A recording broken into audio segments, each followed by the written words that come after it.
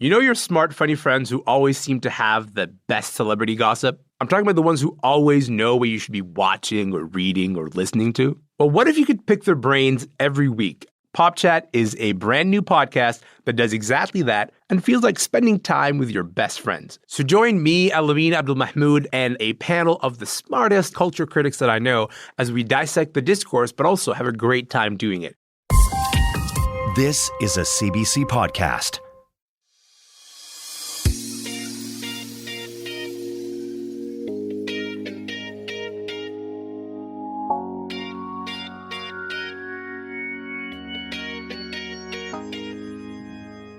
She is officially the greatest female curler of all time.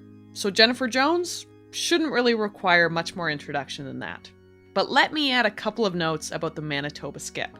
First, you've never met an athlete who balances friendliness with competitive intensity quite the way Jay Jones does, which might explain how she landed Lisa Weigel as her ace fifth this spring. We'll get to that. And we're also going to take a revealing few minutes to unpack the most beautiful 5 seconds in curling history, Jones's astounding shot that won the 2005 Scotties. Oh yeah, we're going there again, and guess what? You're going to love it.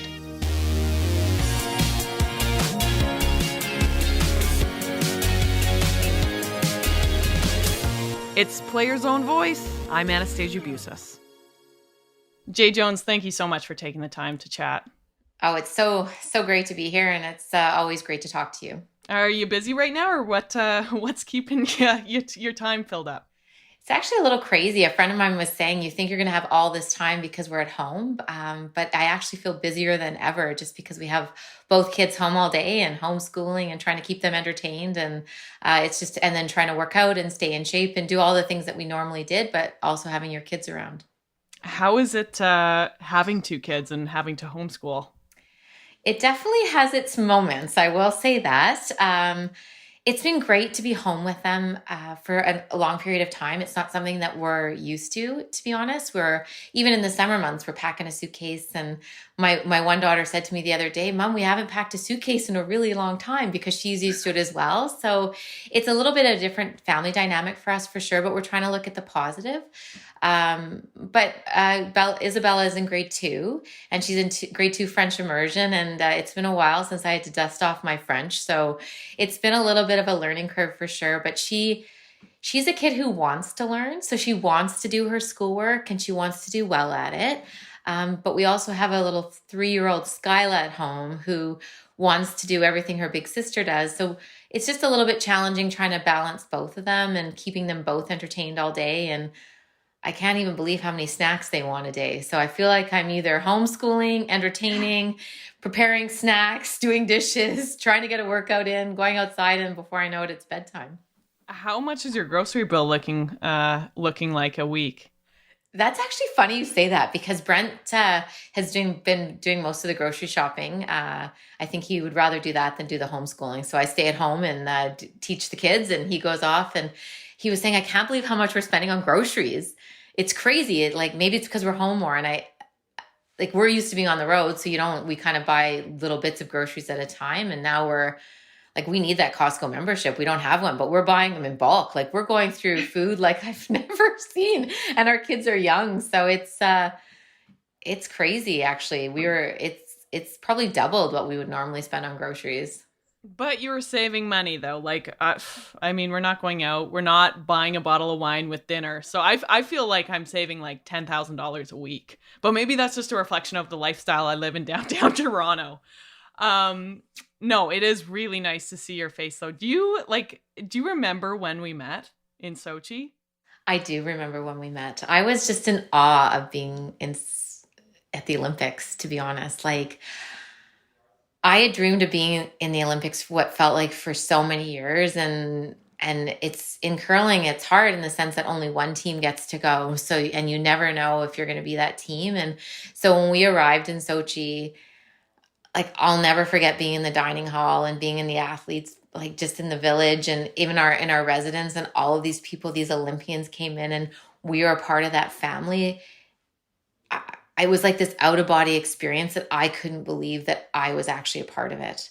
Like, and I remember actually being in the dining hall, and Tessa Virtue, who I met briefly at one of our like COC summits before the Olympics, but I didn't know her very well at the time. And we were sitting there, and I was trying not to like be all excited because I was actually a big fan of Tessa, and she comes over and she's like, "Is it okay if we sit down?" And I said, "Yeah, of course.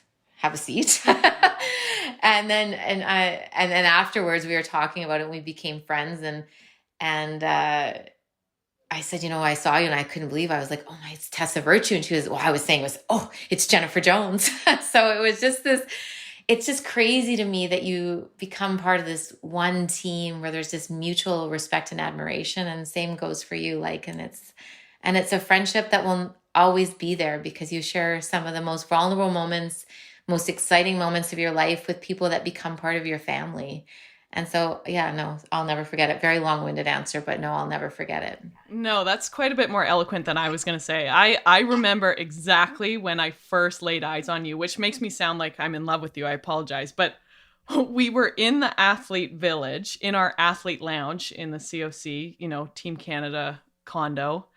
And it was a few days before opening ceremonies. And I don't even know if you remember this, but Team Jacobs was in there. You guys were in there. We were a few days out of opening ceremonies, and the boys decided to kind of weasel their way into the NHL condos. And the NHL boys, of course, weren't there yet because they were coming in from their regular seasons.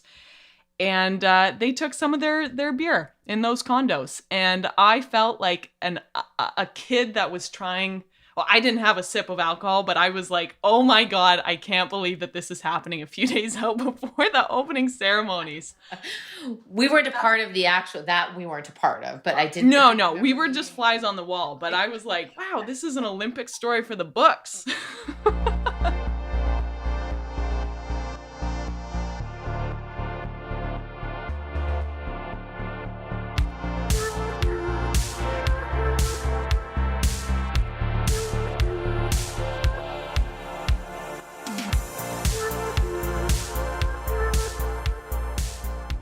You have been the face of curling, of course, in Canada and the world.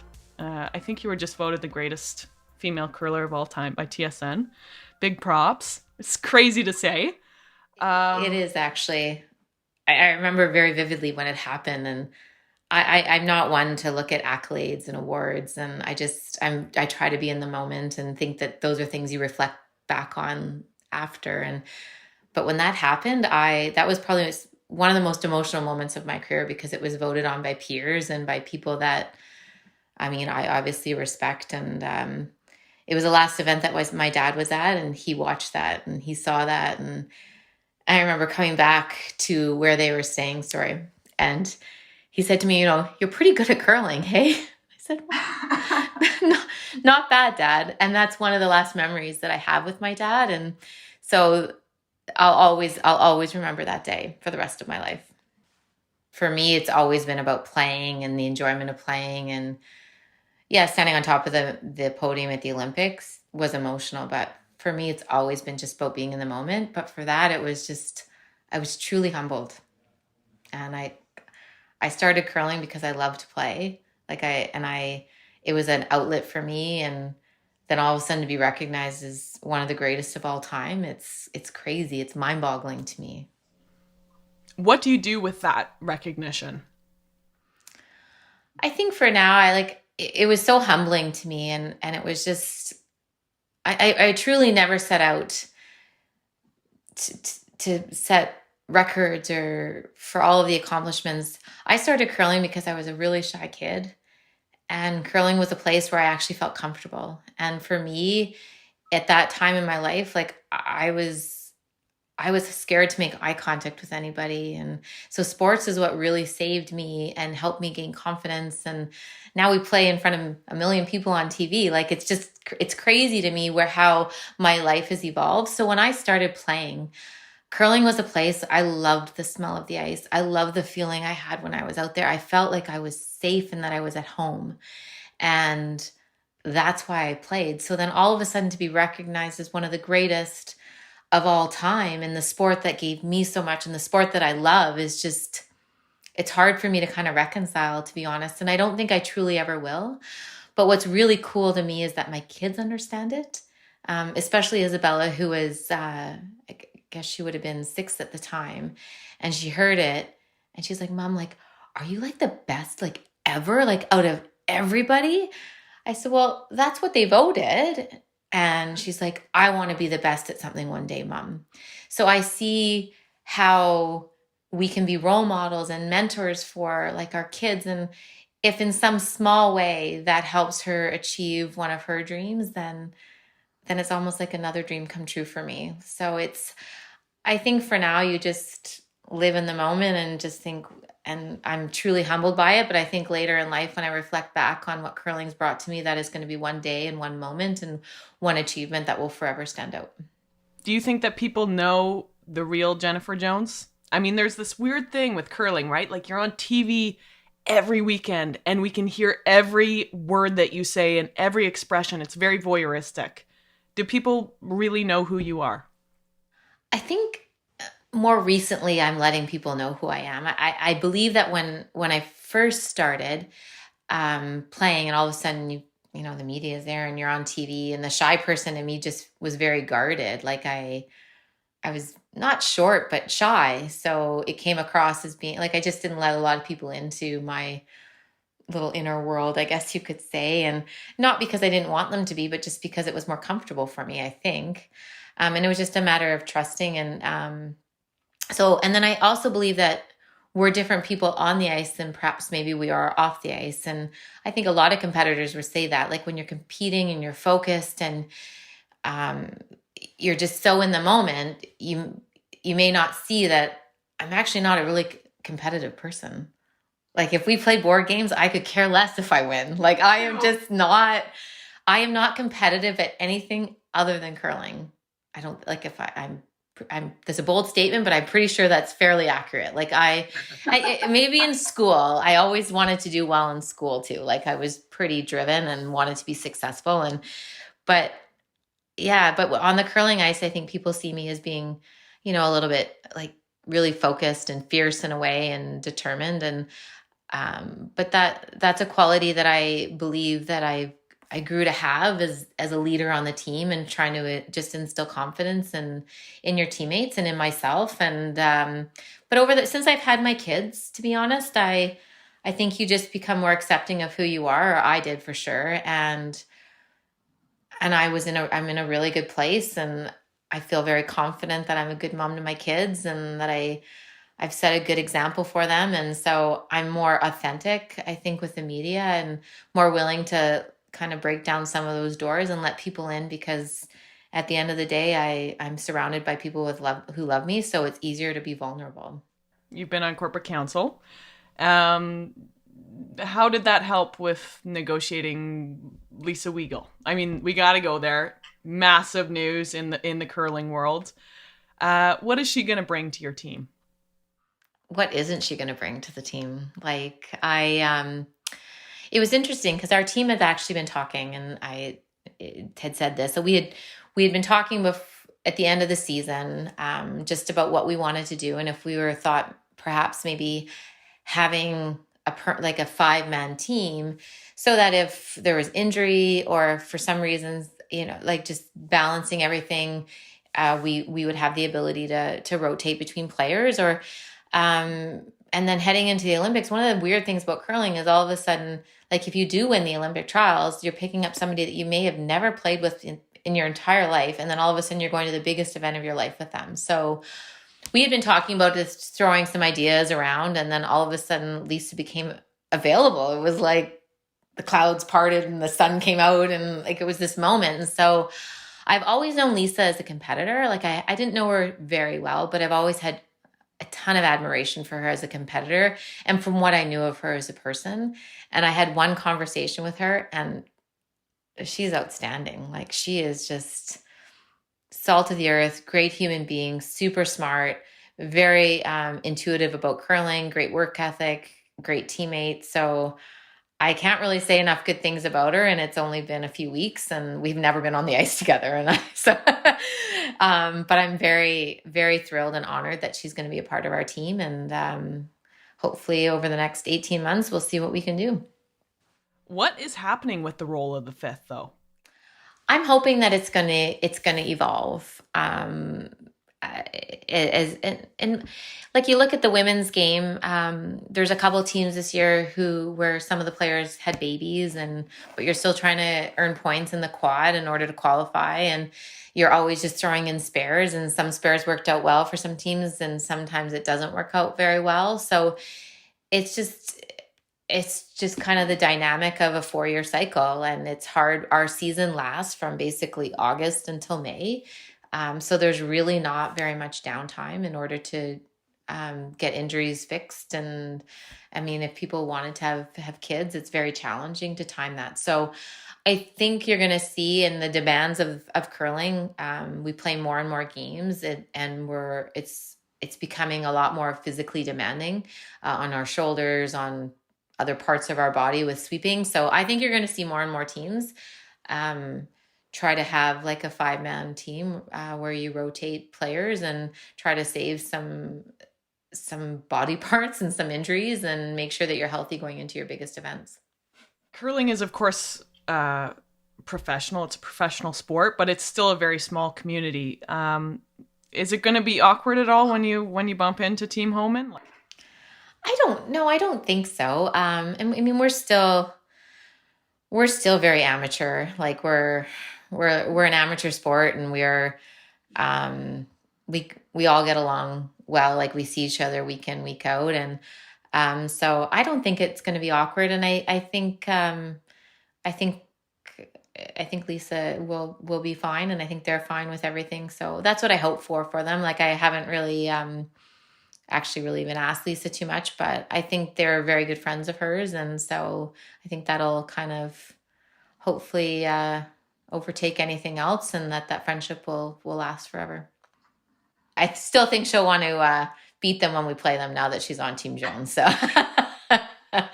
wow, you got to be a competitor. Yeah.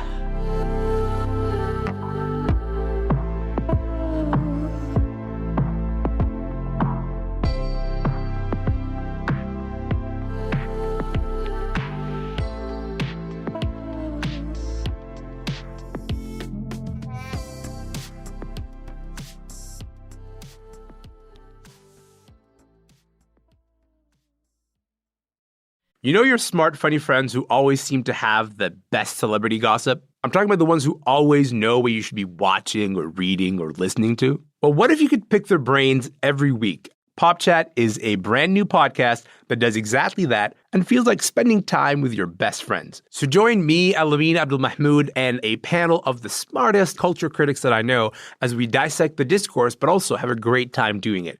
The media likes creating rivalries.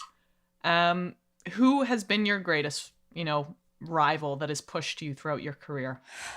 Boy, that's a tough question because I've been around for so long. So there's been a few. But the media created a rivalry between us and Kelly Scott for sure when we first started. And there was never any animosity in it, but it's good. It sells TV, it sells curling. And, at the end of the day, and as I reflected back on my career, sometimes I wish we would have played it up a little bit more, because if it's going to promote the game, why not? Like if it's going to help promote what we're trying to do. But we're always very friendly. So it's just more of this mutual admiration and respect, which we've had for so many of the teams that we played against. And, so many. And right now, obviously Team Homan, Team Anderson, Team Fleury in Canada, they're all super hard to beat and tons of mutual respect. And then there's teams from around the world that have always pushed us to be our best because they're getting better. Like Team Hasselberg has obviously done quite well over the last few years. And so it's just more, I think, about having so much respect for them that you want to be able to put your best on the ice and be able to beat them. And in order to do that, you got to work your butt off and try to think outside the box and try to push the limits. You are one of the most competitive athletes ever. And you said you're not very competitive in anything aside from curling. It was 2 years ago. Yeah, Pyeongchang was 2 years ago. Time flies. But how was being in Pyeongchang, of course, cheering on your husband, Brent, but having to watch the women's competition unfold as well? It was hard to not be competing in Pyeongchang because we really wanted to be there to try to defend our Olympic gold. Um, and it was just, but then the moment Brent won, and it's hard because we had heartache the day before, and then he won, and I mean he's the love of my life, and to basically see him out there becoming an Olympian, I knew it meant the world to him, and I felt like I was living through him. So I felt like I competed in Pyeongchang. I just feel like when he was on the ice, I just felt like I was out there with him and just so proud of him and so thankful that we both had the opportunity to be Olympians. And honestly, our daughter just thinks that she's going to be an Olympian one day. I think she put it on her kindergarten card. Do you know, like when you have to hold up the sign what you want to be when you graduate kindergarten? All the other kids were like, I'm going to be a mom, I'm going to be a police officer, I'm going to be a fireman. Olympic champion curler. Because she just thinks that that's what you do because her parents. So it was hard in some ways, but in other ways I felt like I was there competing, and like I live and die with Brent on the ice as well. So I felt the heartache of their defeat, but I also went with my daughter, and so I got to show her the Olympics. And we went to everything. Like we had tickets for all the men's curling games. We didn't go to very many of the women's curling games, and not because I didn't want to be there to support them, but because we were busy at figure skating. And I did some stuff for the COC and some of the sponsors that were at the event. So I showed them, we hosted them at certain venues. And Isabella came once, and I think they all fell in love with her. So they all invited her to come. Like she was, how old? She would have been 5 at the time. And so we went to Ariel. We saw Tessa and Scott win gold. Like we went to speed skating. We went to short track.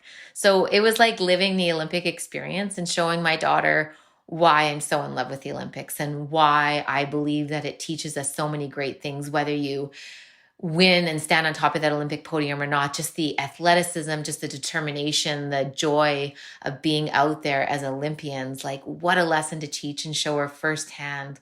It's something that, I'll never forget. So as much as I was sad, I was okay. And then to be honest, I was sad when they weren't doing well. Tiebreaker, but unfortunately, the Canadians couldn't pull it out as they dropped this one to Great Britain 6-5. They were leading 5-4 coming into the final ends, but that's when Great Britain scored 2 to take the matchup.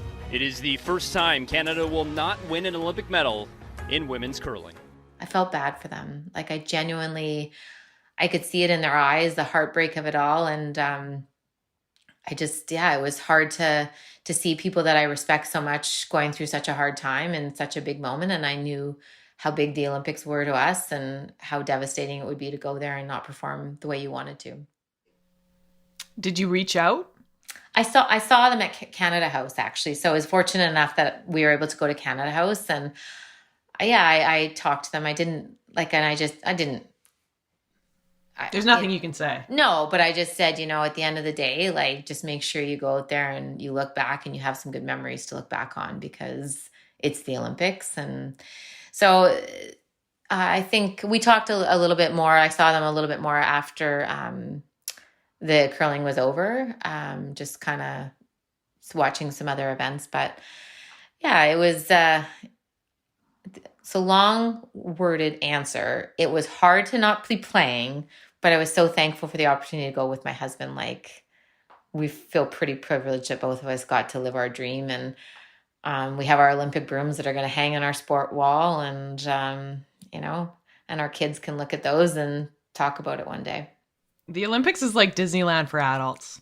I mean, I was working there like 18 hours a day, and it was like Disneyland.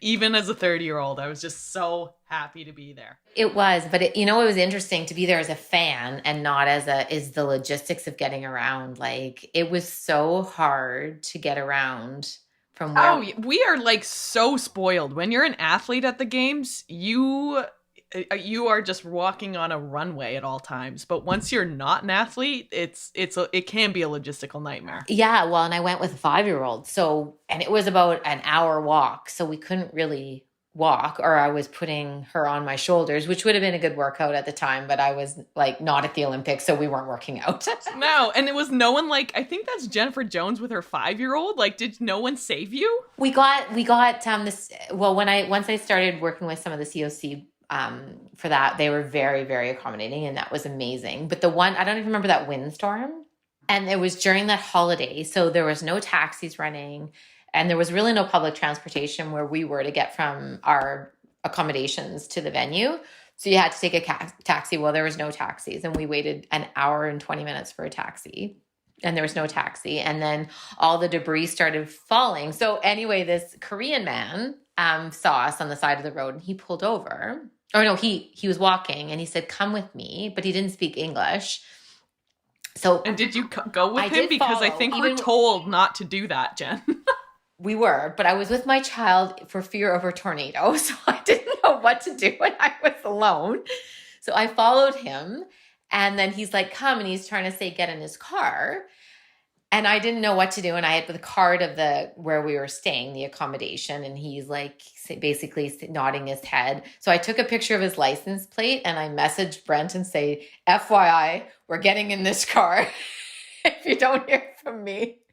But I honestly didn't even know what else to do. And he was the kindest and sweetest man. And it's so sad that, humanity, my first thing, I was a little bit scared. But you kind of just get this gut feeling. And I thought, this is going to work out okay. And I didn't feel like we were safe on the road. So off we went, and he drove us straight to our hotel. And here we are.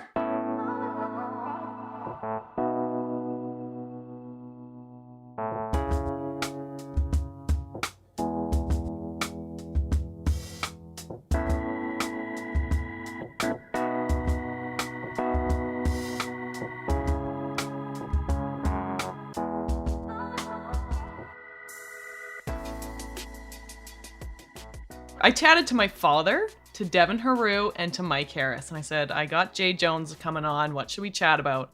And all three of them, within like 2 seconds, 2005, The Shot. This wasn't a collective conversation. They were individual conversations. And my father was like, that is one of the greatest sporting moments of all time. 100% Canadiana. She will be Canadian champion if she makes this shot. The most difficult attempt, trying to come in off a stone on the outside, trying to get the roll to the stone at the button. They're working on it frantically. There's the contact. There's the roll. She's made it. This isn't an original question, but I need to know. As soon as the rock left your hand, did you know you made it? I knew it was close. I will say, the moment I let it go, I thought to myself, "Oh my God, it's close." Like I thought. And then at the second hog line, if you watch it slow, and you can see I almost start to celebrate because I know we're going to hit it where we want to hit it. And then I kind of take that back for fear that I'm wrong. So you can see me, and then I wait and I hesitate, and then it hits. And I literally thought my whole body was going to explode. Like, I thought it was like this. I thought my whole body was going to explode. I can barely even remember that moment. I remember it, but I can just the whole adrenaline rush of it all. I look back and I can remember everything I thought, everything I felt, all the smells, everything before it actually happened. And then when it happened, it was like this explosion of adrenaline. And then my dad was coaching at the time, and I do remember giving him a big hug. And I remember our fifth player, Trisha, coming running down the ice, and I thought she was going to tackle me. She was coming so hard. So I rewatched the video a few times, and you were jumping, and I was like, "Don't jump, you're gonna fall!" Like, it's a pretty good vertical for me, that shot. That's as high as I get. So no, it was like when I let it go, I was thinking to myself, I was like, "Oh my God, it's close!" It's close. And then as it was going down, and then when we said whoa at the second hog line, I knew we were going to hit it where we wanted to hit it. And it was just, I was like, oh, I hope I have enough weight. Because I had to throw it pretty hard in order for it to get the other rock out the house. And anyways, kind of the rest is history. But that's one of those games where I felt like I didn't play. And I remember saying to the team after the ninth end, I didn't play well, sorry. And I remember saying to the girls after the ninth end, just saying, you know what, hang in there with me. Like, just give me a shot to win and I'll make it. And then all of a sudden, like, we had a shot to win. So I couldn't break a promise. Do you think of it often, or is that something that happened 15 years ago? I don't think of it very often anymore. Like, no, not very often. It comes up a lot. So obviously I think about it then, and it's got a ton of views on YouTube. So it's people will message. You should tap into that. You should be getting paid somehow, girl. It's like 2 million views. People will message me, and it was funny because I was unpacking some boxes at our house, and I had framed the cover of the newspaper with the shot. And Brent kind of came across it, and so he's reading it, and he goes, wow, I totally forgot about that. So it'll go up on our wall. Like, one day we're going to have a sports room, and it'll go up on the wall. But I remember getting in the hack actually for that shot, and I remember everything about it. Like, I remember coming down the ice and the crowd was really loud. And the moment I got into the hack, it was like complete silence. Like and I thought my heart was going to come out my throat. Like, the adrenaline. And were you nervous? Of course I was. My God, it was like the biggest moment of my career at the time. And I remember I tried to swallow, and you can actually see this on the TV. I tried to swallow, and there was like no saliva in my mouth. And I was like trying to get it down. Just a dry heave. Yeah. And then I just said, you know, just, you got nothing to lose. And I threw it the way I wanted to throw it. And yeah, it was a total team shot. Like, they swept their butts off. And then the celebration after is something that will be, I'll forever remember. And I never in my wildest imaginations ever even dreamed of going to one Scotties, like even being at a Canadian Championships. And then the thought of actually winning one was like, not even, I couldn't even fathom it. So then to have it happen in that way, it was pretty cool. And I remember thinking at the time, actually, when it happened, how cool is it that we'll be forever remembered in curling? And because, again, I was just a girl who loved to play. And then all of a sudden I knew once we made that shot, we would never be forgotten. No. It will never be forgotten, especially in Ross Buses's mind. 100% Canadiana. I love it.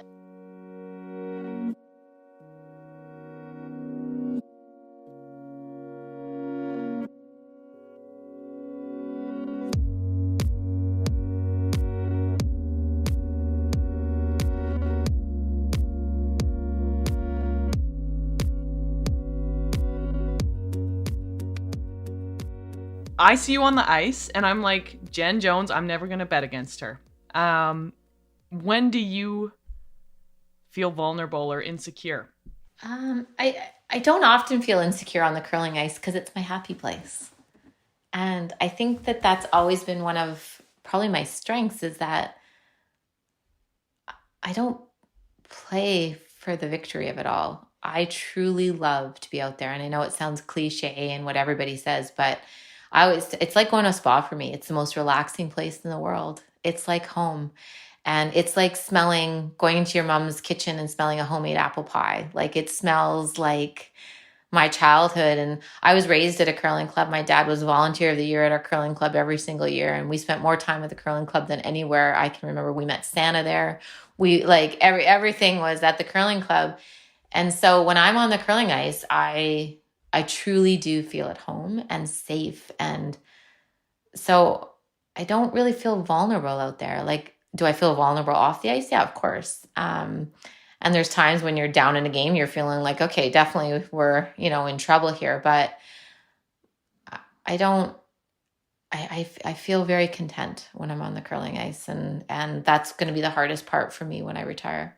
Has there ever been a time in your career, knowing that you've had so much success, you have gone from wanting to win, like playing to win, versus being afraid of losing? No, and that's, again, no. And I think that's been the one of the things that I'm thankful for, is that I've always just, do I want to win? Yeah, more or as much as anybody. But am I scared to lose? No. And I think a lot of that has to do with the support of people around us. My teammates. I knew that at the Olympic Games semifinal, we had to draw the 4-foot to win the game. Make it, we're in the gold medal game. Miss it, we're scrapping for a bronze. And I knew if I missed that shot, my teammates would be the ones carrying me off the ice if they needed to. Like, they would have stood up and stood by me no matter what, and said that there's nobody else they would rather throw last rock than me.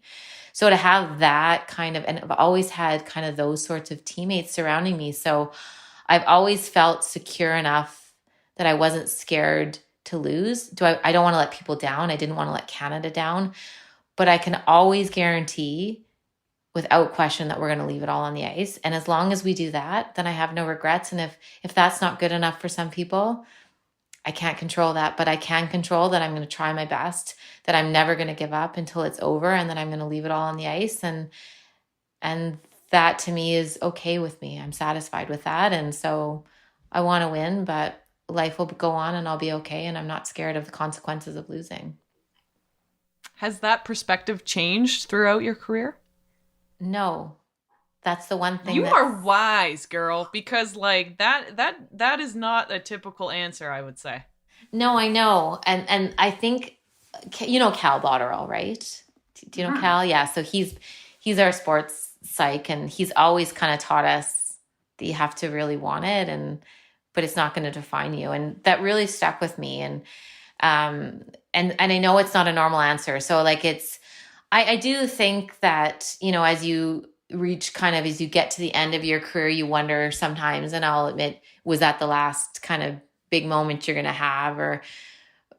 But that's such a short moment that I would ever think that, because I look back and I'm so grateful for everything that we've accomplished. And I'm very lucky to have such great teammates that sharing the moments with them, win or lose, it's worth it.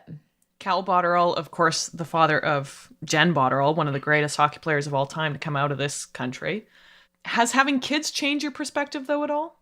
Because I've talked to a lot of athletes, too, and a lot of my friends who they say, oh, my God, I never thought that I would be able to love something so much as I do my children. And it doesn't devalue their love for sport, but it just changes. Like, it's a little bit of a balance change. You know, and it's interesting because the media actually wrote a lot about that, how they felt that I had changed after Isabel, and it gave me really good perspective. But I don't feel, and maybe I'm naive, I don't feel like I've changed and my perspective hasn't changed since kids. I've always had this perspective of, you know, I just have to try my very best and do my very best. And that's all I can ever ask of myself. And even in those big moments when I'm trying to make a big shot or a shot to win a game or a draw to the 4-foot to not fall to the bronze medal game at the Olympics, some of the last things I say to myself is just do your best. Like, because that's all we can ever ask. So I don't feel as though like I've always had that kind of perspective and of what curling has brought to me. And I always feel like curling's given me more than I could ever give back. So I've always been very, very thankful. But I think what my kids have done is they've grounded me in who I am, and that I'm really comfortable in who I am. So like I said before, I feel like it's almost made me more vulnerable to the media and to the public. And so I feel as though the public has seen a different side of Jennifer Jones since having my kids. So I do believe that kids change you, because the love that you have for them is like none other. And for me, even more so, I want them, if I could ask anything for my kids, I want them to chase their dreams. I want them to know that anything in life is possible. And so if one small part of us curling and showing them that we're still chasing our dreams is going to allow them to chase their dreams forever and do what they love to do and just have this happiness within them, that to me is a wow moment. And so they've changed me in the sense that I do look at how the role model that we will be for them and try to mentor them in order so that they can be their best possible happy person. But I don't know if they've necessarily changed me in my curling world. You got a year and a half to Beijing Olympic trials. What do you guys have to do to ensure that you're at the Olympics in 2022? Well, I can't share that because then everybody would know what we're trying to work on. You can just tell me. You know what? Honestly, it's just working really hard and just trying to be super consistent and being the best that we can be at each position and all aspects of the game. So I'm super excited right now, actually. I'm really excited about curling and super motivated. And I'd love for Skyla, our youngest, to remember something. So that would be great for me. And I'd love for the girls to remember this kind of run. But Jennifer Jones, am genuinely excited to see what we still have left in the tank. I'm excited too. It's always such a pleasure to chat with you. Thank you so much. I know we're both locked in our houses right now due to COVID-19, but it's always lovely to see your face, even if it's over a Zoom call. It's always great to see you too. You're such an inspiration for us all, and such a great person, Anastasia. So thank you for having me. I'm shaking my head. No. I actually wish I was a curler. And I really like curling. You know, I will say curling, I don't think TV does it justice how fast it is. Every time I play, I'm like, oh my gosh, are we running 100 meter here? Like, you just do not stop moving. No, and they're giving us less and less time. So it feels like it's a little bit of a sprint marathon. Like, it's like in your mind's always going. But I think you're going to see some changes in the game after these Olympics. I think they're going to reduce the time of the game and reduce the number of ends. So it'll be interesting to see what happens. I will be watching. Thank you so much, Jen Jones. You are a beauty. I appreciate you so much. Jennifer, I miss you, my friend. Thank you so much. Stay safe, everyone. I recorded that chat from my home here in Toronto. Jennifer Jones recorded her end of it from Shanty Bay, where Lake Simcoe points a watery finger at Barrie, Ontario.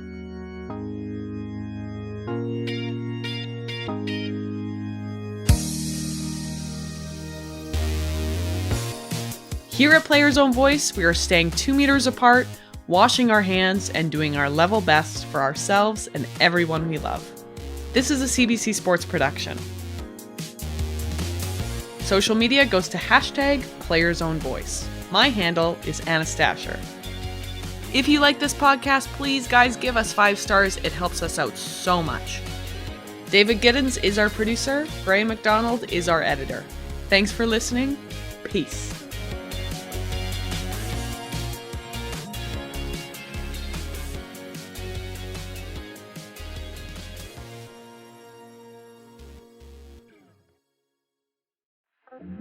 Love CBC podcasts? Help us make them better. Take our CBC Podcast listener survey now at cbc.ca/podcasts. The quick survey will help us improve your favorite CBC podcasts. cbc.ca/podcasts.